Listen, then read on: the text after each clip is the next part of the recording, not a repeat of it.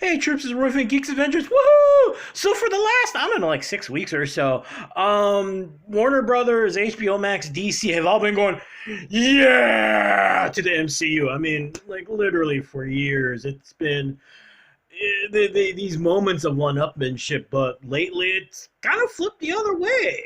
Reaction to the James Gunn Suicide Squad trailer. Yeah.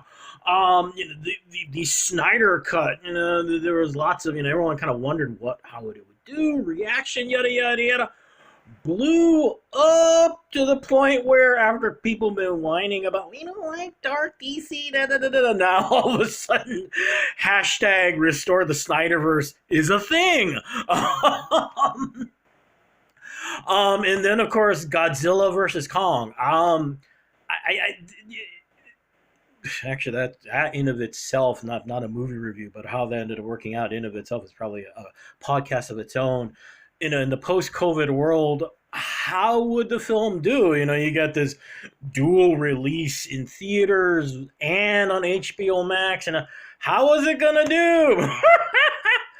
Oh, okay. Now the numbers are not Endgame, but all things considered, the amount it's made now, and it's like less than a month, matches what Tenet did in its entire run.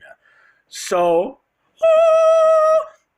and most recently, the Mortal Kombat trailer. So, you got HBO Max DC going, yeah, what you gonna do? Yeah, what you gonna do? What you gonna do? And actually, honestly, for Kevin Feige, Disney, and Marvel, it's been, well, we're gonna give in and do Black Widow as a theatrical release and online, to which everyone went, about time. Granted, it's not coming, it's coming out soon, but nonetheless, everyone was kind of wondering, it took you guys long enough, duh. But now the game is back because, like, just over a week before Mortal Kombat drops, saying they get to go, yeah. What does Marvel and Kevin Feige do? Go, oh yeah, by the way, here's our martial arts kung fu crammed full martial arts film that everyone's been waiting for. Shang-Chi and the Legend of the Ten Rings. An epic 2-minute plus trailer dropped today. And of course, the entire internet's been going, yeah, baby! And I imagine HBO, Warner Brothers, and marketing going, really? It's not fair!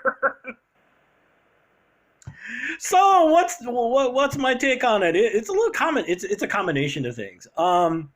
Number one, the fact it is funny and ironic as heck that you drop this trailer before Mortal Kombat drops. The Mortal Kombat trailer does look good. There is no question. It looks promising. Yada yada yada. But I imagine there are a lot of young uns, younger than me, going, wasn't this a movie before? And folks my age and older going, yeah, and at the time it was awesome. Yeah, at the time it was incredible. It was seminal. It was groundbreaking. To which young uns go, oh, so you mean it kind of sucked? I actually rewatched the whole thing a couple weeks ago. The good news is it's not as horrific as I thought it was gonna be. And you're going, oh dear. At the time. Yeah, that's not a ringing endorsement, is it? The good news is that, like I said, Mortal Kombat, what is going to be dropped does look good, yada, yada, yada, yada, yada. Nonetheless, the irony is that, hey, let's drop our trailer now. On the flip side, what Disney has to contend with is people going, hey, didn't you guys release Mulan? And they're going, yeah, we did. What did I think of Mulan? I caught it. It was a Disney martial arts film. Again, not a ringing endorsement. The film is not horrible because I know a lot of people love it, yada, yada, yada. For me, like I said, it's a Disney martial arts film. The best example for me of the issues I ran into is how Donnie Yen was used. Donnie Yen was in Rogue One. Now he was an ancillary character, His character had an amazing impact, was full of life, and had one of the coolest, most badass fight scenes in Star Wars. A blind Jedi monk taking on what, 10 stormtroopers, kicking the crap out of them. Epic, incredible, one scene. And meanwhile, in Mulan, where Donnie Yen is, the captain, whatever he is in a martial arts movie in China. I don't remember what his fight scene was. I just remember one and going, dear Lord, guys, what did you do?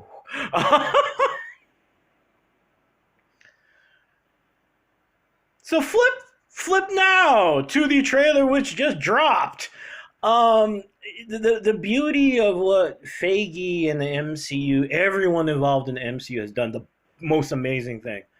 I mean, Iron Man, Thor, the Captain America. I mean, these are the epic, iconic, godlike characters that, I mean, not that it's ever easy to do to transfer to film, but yeah, you get the idea. It's like Batman, Superman, where these bigger, large, and what they have done most amazing, and which gives them most staying power, which I think what scares the crap out of everybody else, is taking characters that even geeks like me are going, "You're doing a movie about who?" I mean, Guardians of the Galaxy was the warning shot to the entire industry of, no, we're not beating the death Iron Man, guys, and we're going to prove it.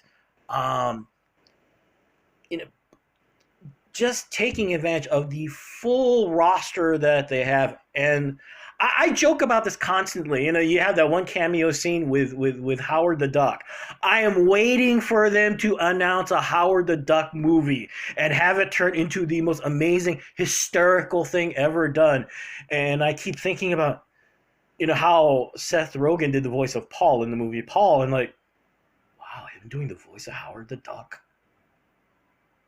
Just saying, all right. So, Ant-Man, Guardians of the Galaxy, just taking characters. I mean, Ant-Man, let's be honest here. Ant-Man, I thought, and I just remember from the comic books, like, yeah, he shrank and he did the ant thing. What's your point? Finding an ability to take what was there, these abilities, that are like, oh yeah, you shrink and you grow. What's your point? And turn them into this epic, amazing, visually stunning thing. And now flash forward now to Shang-Chi and going, wow, what are they going to do with the most badass martial artist this side of Bruce Lee? oh, it, oh, wow. That's going to be the most. I'm sorry, I'm looking at my notes right now. I'm a dork.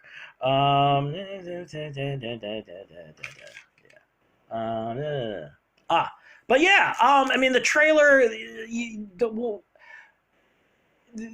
hint, you mentioned the 10 rings, and it's a callback to Iron Man. When we're first introduced to this terrorist organization, basically, that Obadiah Stane was in cahoots with. And ever since there was, I forget which one of the Marvel movies it was, but you had the one short of Ben Kingsley's version of the Mandarin being broken out of jail by the 10 Rings because you don't get to mock a badass terrorist organization without ramifications. And since then, poof. The short, by the way, I love the short. It was epic and awesome and brilliant. But yeah, ever since then, it's like, what are you guys gonna do with these? Because it looked really cool. The promise was there of something really, really interesting, something that we've never seen before, which is actually and another thing that the MCU and Feige have done so well. Whether it's the outer space, the interstellar world of Guardians of the Galaxy, Africa, Wakanda, just and Black Panther, and it goes on and on, all this stuff. So all of a sudden now to have this, the potential is massive. Just seeing the impression we get in the trailer is that Shang-Chi is the son that decided to kind of do his own thing while his dad's like, I'm getting you prepared to run this thing, boy, and you do what? Well, kind of the trope of what kids do when they are let off to do whatever. Get really drunk, party. Um, from there, you get these interspersed fight scenes with different characters. You get this one ninja looking person that looks really, really cool. You get the one guy with the little laser swordy thing. You get this one scene that's kind of reminiscent of Jet Li's Hero, where it's in this forest and you see some character in this giant straw hat. All of this stuff, and of course you see Aquafina being Aquafina. Yeah, cool. Love the one scene where I imagine this is the leader of the Ten Rings, and he's in the outfit very reminiscent of what Ben Kingsley wore as the Mandarin, except looking a lot more regal and badass than Ben Kingsley did. And also the coolest thing, wondering in the comics when they talk about the Ten Rings, they're oh gosh, what is it? It's a race of interstellar dragons. Yeah, interstellar dragons. And what they did is they created these artifacts, 10 rings, that were used as power source, and blah, blah, blah, blah, blah, blah. If you do a Google search of Fing, Fang, Foom, literally Fing, F-I-N-G, F-I-N-G, then Fang, F-A-N-G, and Foom, F-O-O-M. Was it the Temple of Quan Loom is where their spaceship crashed, and there's a connection in the comics, at least there's a connection to Iron Fist, I believe. But yeah, the 10 rings are these 10 rings, they're just 10 rings that the Mandarin found and turned into the superpower, blah blah blah blah. You get the idea. In this, there is a scene of a character where in the forearm of a character with 4 these glowing blue rings on his arms like weapons. So I imagine that's 10. They had to only do 4 because that's all could fit in the frame. But it looked really cool. It's like all lightsabery and stuff. So yeah. This is the first trailer. So in 2 minutes, 5 seconds. The argument can also be made is, well, maybe they're just putting all the best stuff that they had in the trailer. There's always that too. But this is Kevin Feige, so no. It, of course, still begs a lot of questions. Of course, what did happen to Ben Kingsley's character? Are you going to see like a little urn with his name on it or something? Like, oh, well, at least they cremated him. Hopefully it didn't hurt too much, The obvious biggest question, though, is where does this fit in the epic story, which is the MCU? All the characters eventually become part of, fit within this giant puzzle piece that Feige's created for the next 3,000 years. I mean, geez, Celestials are going, dang, man, you planned ahead, dang. So it's gonna be interesting to see how this goes in, between Captain Marvel, between Black Panther 2. Oof. And it goes on and on, where everything fits. But that's too far ahead. For right now, dang, boy! Yeah, it's going to be awesome. Was it September 3rd, I believe, is the release date? So there you go. It looks promising. It looks epic. Yada, yada, yada, yada, yada, yada. Squee! Anyway, meanwhile, marketing in DC and Warner Brothers are going, sucks.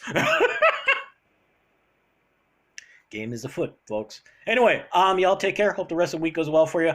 May the force be with you. May the odds be in your favor, especially when you're trying to outgame Feige and the MCU. And as always, be good to each other. Okay, peeps? Y'all take care. Peace. Bye.